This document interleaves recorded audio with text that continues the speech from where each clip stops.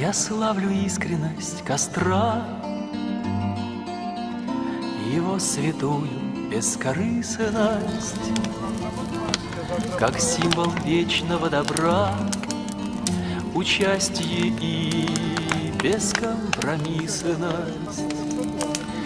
И не постигнув до конца огня священные законы, черты знакомого лица встречаю в лицах незнакомых. Черты знакомого лица. Земные завершив труды, взлетают искры в поднебесье и зажигаются в груди слова несочиненной песни.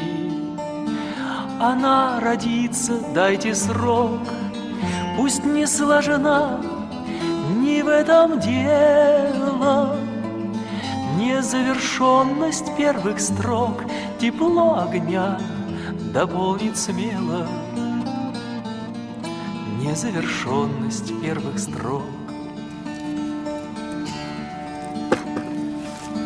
И не страшась потерь и мук, мы строим призрачные замки, не доверяя тем, кому и у костра бывает зябко.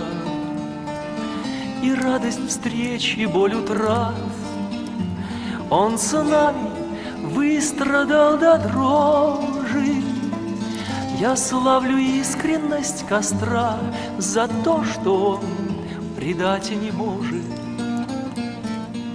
Я славлю искренность костра. Padam,